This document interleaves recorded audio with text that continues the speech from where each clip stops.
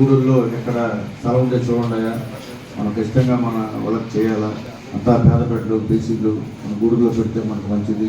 నేను గతంలో 2019 ఎమ్మెల్యేగా ఉన్నప్పుడు ఈ స్కూల్ ఇక్కడ శాంక్షన్ చేయించాను. కానీ మళ్ళీ ఇక్కడ బిల్డింగ్ లేకుండా విద్యానగర్కి షిఫ్ట్ అయింది. కాబట్టి మళ్ళీ వాళ్ళు ఇక్కడికి వస్తూ ఉంటున్నారు. చూడమంటే మా ముగ్గురు, మా రహీము, మా చంద్రరామయ్య, ఇజ్రాయెల్, నా మిత్రుడు మా ధనంజయని సంప్రదించారు. నిజంగా ధనంజయ్కి మనస్ఫూర్తిగా ధన్యవాదాలు తెలియజేస్తున్నారు. నీ సహాయం లేకపోతే ఇక్కడ ఈ స్కూల్ వచ్చేది కాదు.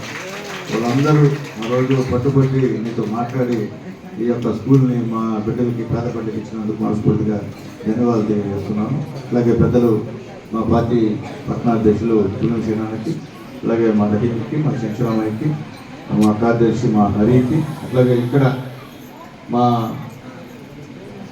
హెడ్మినిస్టర్ గారికి, అందరూ కూడా చేదోడు బాదులుగా ఉన్నటువంటి ఈ వార్డు ఇన్ఛార్జ్ మా అల్లీ హుసేన్ గారికి, మా జలీల్ అహ్మద్, మా మధు గారికి, మా ఏఎస్ఐ విజయన్నకి, ఇక్కడికి ఉన్నటువంటి మా టీచర్స్కి, అలాగే మా పిల్లలకి, పెద్దలకి నమస్కారం, బిడ్డలకి ఆశీర్వాదం. సార్ చెప్పారు మీకు ఎందువల్లంటే ఈరోజు డాక్టర్స్ బీసీ రెసిడెన్షియల్ స్కూల్లో చదివిన డాక్టర్స్ దాదాపు 14-15 మంది నెల్లూరు జిల్లాలో టాప్లో ఉన్నారంటే నిజంగా అది ఎందుకు చెప్పాలంటే మీరు ఏమన్నా అనుకుని ఒకటి చెప్తున్నా, ఈ యొక్క బీసీ రెసిడెన్షియల్ స్కూల్స్ కానివ్వండి, అసలు రెసిడెన్షియల్ స్కూల్ సంబంధించి తీసుకొచ్చింది అన్న నందమూరి తారక రామారావు అన్న విషయాన్ని మాత్రం ఒకసారి గుర్తుపెట్టుకోమని చెప్పి అందరికీ నేను తెలియజేస్తాం. రెసిడెన్షియల్ స్కూల్ తీసుకొచ్చింది అన్న నందమూరి తారక రామారావు గారు. అదే బాటలో ఈ రోజుకి మన ముఖ్యమంత్రి నారా చంద్రబాబు నాయుడు గారు, అలాగే మీ మంత్రి ఎవరమ్మా, మీ మంత్రి చెప్పమ్మా, ఏంటంటే మీకు తెలియదా మీ మంత్రి ఎవరా? మీ నారా లోకేష్ బాబు ఈరోజు విద్యాశాఖ మంత్రిగా తీసుకున్నప్పటి నుంచి బిడ్డల భవిష్యత్తు కానీ బిడ్డల చదువు కానీ దగ్గరుండి చూపినటువంటి పరిస్థితి ఈరోజు ఆయన చేస్తున్నాడు. అలాగే గతంలో లేని విధంగా స్కూళ్ళల్లో పేరెంట్స్ని పిలుచుకొచ్చి టీచర్స్తో మాట్లాడి ఏ బిడ్డ ఏ విధంగా చదువుతున్నారు, అలాగే అక్కడ తల్లిదండ్రుల బిడ్డల చేత పూజ చేసే కార్యక్రమం కూడా ఒకటి ఏర్పాటు చేసేది చూస్తుంటాం. అలాగే హాస్టల్లో చంద్రబాబు నాయుడు గారు, లోకేష్ బాబు గారు మీతో కూర్చొని భోజనం చేసి, తండ్రి భోజనం చేసిన తర్వాత ప్లేటుని మీ మంత్రి లోకేష్ బాబు గారు ఎత్తడం కూడా మీరు చూస్తుంటారు. ఎందుకంటే అది గౌరవం, తండ్రి పట్ల తల్లుల పట్ల మీ ఆ విధంగా గౌరవం ఇవ్వాలని చెప్పి మీకు అందరికీ నేర్పించే కార్యక్రమంలో ఆ యొక్క కార్యక్రమం చేశాడని చెప్పి కూడా మేము గర్వంగా తెలియజేస్తున్నాం. అట్లాగే ముఖ్యంగా ఈ రెసిడెన్షియల్ స్కూల్లో టీచర్లు ఎక్కడన్నా ఉద్యోగాలు ఖాళీగా ఉంటే దాదాపు 15,900 పోస్టులు మీ లోకేష్ బాబు ఫిలప్ చేశాడని చెప్పి కూడా మేము ధైర్యంగా చెప్తున్నాం.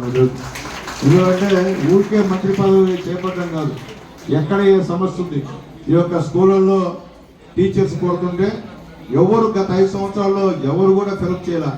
అసలు డిఎస్సి అనేది ఏ గవర్నమెంట్ ఫిలప్ చేసింది ఒక్క నందమూరి తారక రామారావు గారు, చంద్రబాబు నాయుడు గారు, నారా లోకేష్ బాబు గారికి కూడా మేము ధైర్యంగా చెప్తున్నామని చెప్పి కూడా మేము తెలియజేస్తున్నాం. అలాగే ముఖ్యంగా ఈరోజు ఇప్పుడే మా సారు చెప్పారు, బ్రహ్మాండంగా ఇక్కడ బిడ్డలు చదువుతున్నారు. అట్లాగే మీ కార్యదర్శి కూడా రిపోర్ట్ చదువుతూ స్టేట్కి సెలెక్ట్ అయింది. అలాగే మీరు చేసినటువంటి మంచి కార్యక్రమాలు కూడా ఇక్కడ చెప్పారు. నిజంగా నాకు చాలా గర్వం ఉంది. నేటి టైంలో నేను ఎమ్మెల్యేగా ఉన్నప్పుడు పెట్టినటువంటి స్కూల్లో బిడ్డలు ఈ స్థాయికి వచ్చారంటే నిజంగా నాకు చాలా సంతోషం ఉందని చెప్పి మీకు తెలియజేస్తున్నాను. అట్లాగే ముఖ్యంగా మీ పూర్వ విద్యార్థులు ఈరోజు ఇద్దరు బ్రహ్మాండంగా ఈరోజు మాట్లాడి పాప జాబ్ కూడా చేస్తుంది, సంతోషం. ఎందుకంటే వాళ్ళు రావడం కూడా చాలా సంతోషం. వాళ్ళంతా మీకు ఇన్స్పిరేషన్, అర్థం చేసుకోండి. మీరు వాళ్ళని చూసి నేర్చుకోవాలా, చదవాలా.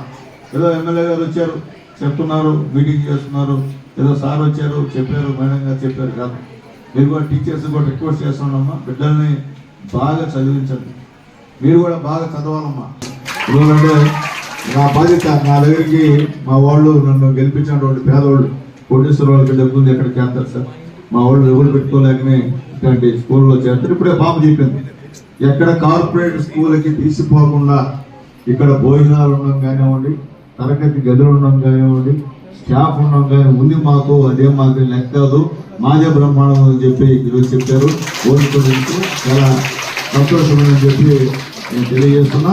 ఏదైనప్పటికీ ఈరోజు హ్యాపీగా ఉంది పిల్లలారా, మనం అందరినీ చూస్తుంటే. 10th క్లాసు ఒక నెలలో మరి మీకు ఎగ్జామ్స్ ఉంటాయి, బాగా చదవండి. అలాగే 2 సార్లు ఇక్కడ 100% 10th క్లాస్ లో రిజల్ట్ వచ్చాయని చెప్పి కూడా మన వాళ్ళు చెప్తున్నారు. ఈసారి కూడా ఖచ్చితంగా 100% రిజల్ట్ రావాలి. ఎందుకంటే మళ్ళీ గూడూరుకి షిఫ్ట్ చేసేది కాబట్టి మీరు తీసుకొస్తే నాకు సంతోషం, ఈ ఇల్లు ఇచ్చిన మా ధనంజయకి సంతోషం. అర్థం చేసుకోండి. మేము మళ్ళీ కూడా నెక్స్ట్ ఇయర్ మళ్ళీ వచ్చేదానికి అవకాశం ఉంటుంది. మేము వచ్చినా రాకపోయినా మాత్రం మీరు బాగా చదివి అన్ని రంగాల్లో ప్రథమ స్థాయిలో రావాలని చెప్పి మనస్ఫూర్తిగా మిమ్మల్ని అందరికీ కోరుకుంటూ, అలాగే మా సారు ఇప్పుడే అడిగారు సీసీ కెమెరాలు పోయినాయి సార్ అని చెప్పారు. ఖచ్చితంగా మీ సీసీ కెమెరా అయ్యి సార్, 5 సీసీ కెమెరాలు నేను పెట్టిస్తాను సార్. ఇబ్బంది లేదు. ఇదే పెద్ద విషయం ఏం కాదు. నా బిడ్డల కోసం నేను చేయాలి. నా బిడ్డైనా నా బిడ్డ అడిగితే నేను చేయాల్సిందే. కాబట్టి ఎంతమంది బిడ్డలు ఈరోజు ఈ సునీల్ కుమార్ ఉన్నాడంటే నిజంగా నేను చాలా అదృష్టవంతుడిని. ఆ ఆడబిడ్డలు తల్లిదండ్రులు చూసే బిడ్డలు మీరేనమ్మా. మామూలు తల్లిదండ్రులు చూసేది మీరే, తల్లిదండ్రులు చూసేది. కాబట్టి ఇలాంటి మంచి బిడ్డలు ఉండడం కూడా సంతోషం. అయితే సీరియస్గా చదవండి. ఎందుకంటే మేము చేసిన దానికి మీరు చదివితే ఇంకా కూడా మళ్ళీ ఏమైనా చేయాలనేటువంటి భావన మాలో కలుగుతుంది. మీరు చదవకపోతే ఎందుకబ్బా మనం అడిగిపోయినాం, మనం చెప్పాం, మన మాట పెట్టడం లేదు, ఎందుకు మనం చేయాలనేటువంటి అభిప్రాయం కూడా మాకు కలుగుతుంది.